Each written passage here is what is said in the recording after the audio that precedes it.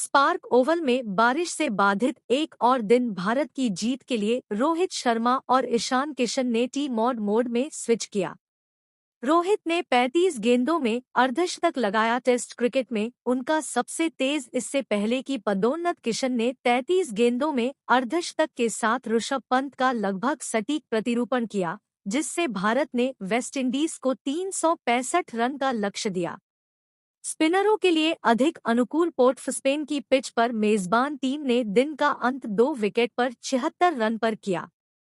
सोमवार के लिए पूर्वानुमान भी काफी गंभीर है, इसलिए अगर भारत को वेस्टइंडीज और मौसम दोनों को हराना है तो उसे गेंद के साथ भी कमर कसनी होगी। केमर रोच द्वारा फेंके गए पहले ओवर में यशस्वी जायसवाल का एक्स्ट्रा कवर पर लगाया गया छक्का आगे होने वाले नरसंहार का संकेत था। रोच के अगले ओवर में रोहित ने उन्हें और अधिक जोश के साथ मिडविकेट बाउंड्री के पार पहुंचा दिया। रोहित ने एक मंत्रमुग्ध जीवन जिया था। उन्हें पहले शैनन गैब्रियल ने 25 पर और फिर किर्क मैकेंजी ने 29 पर गिरा दिया था। दोनों ही काफी सीधे मौके थे, जिससे वेस्टइंडीज की खराब फील्डिंग एक बार फिर फोकस में आ गई।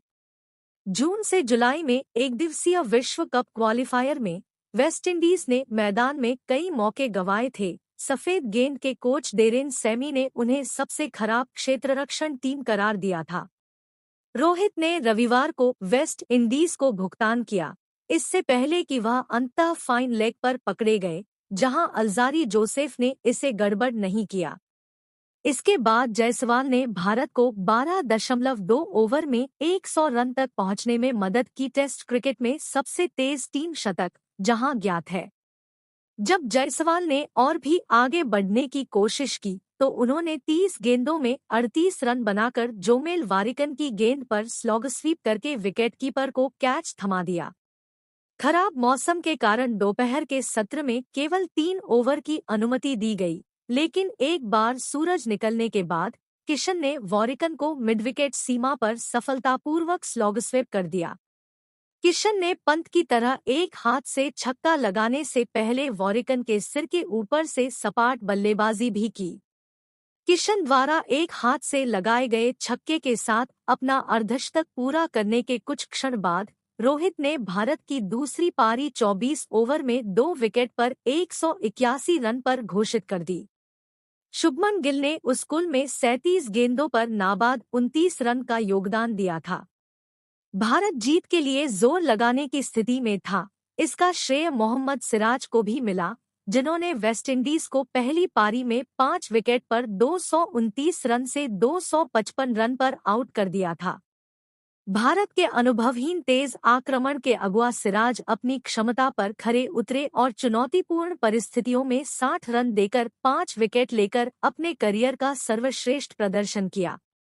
यह नवोदित मुकेश कुमार ही थे जिन्होंने दिन के पहले ओवर में ही चौका जड़ दिया था, जब उन्होंने एलिक अथानाजे को ओवर द विकेट से एलबीडब्ल्यू आउट किया था।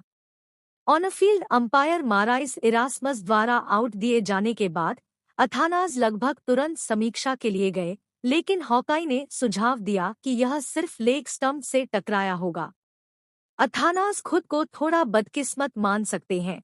बॉल ट्रैकिंग भी प्रभाव पर अंपायर की कॉल लौटाती है। अगले ओवर में सिराज क्रीज से बाहर चले गए।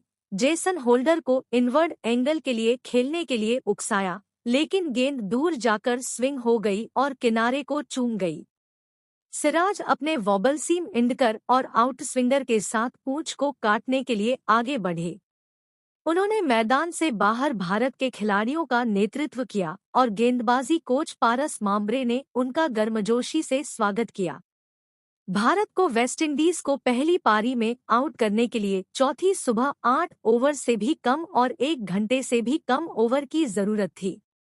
हालांकि चाय के बाद के विस्तारित सत्र में भारत के लिए प्रस्ताव पर उतना जोर नहीं था, तो सिराज और उनकी लंबाई कम कर दी गई, लेकिन क्रैग ब्रैथवेट और टैगेनारिन चंद्रपॉल इस कार्य के लिए तैयार थे। ब्रैथवेट वेस्ट इंडीज की पहली पारी की तुलना में अधिक व्यस्त थे। उन्होंने गाड़ी चलाकर सिराज को चौका मारा। चंद्रपॉल ने 2 पर 21 गेंदें और बिना किसी बाउंड्री के 62 गेंदें खर्च की, लेकिन काफी हद तक शांत रहे। हालांकि शुरुआती साझेदारी 38 रन पर समाप्त हो गई जब अश्विन ने अपने चौथे ओवर में ब्रैथवेट को शॉर्ट फाइन लेग पर स्वीप कराया। अपने अगले ओवर में अश्विन ने राउंड द विकेट अपना कोण बदलने के तुरंत बाद मैकेंजी को डक पर फंसाया। बाकी अब आप सभी की क्या राय है?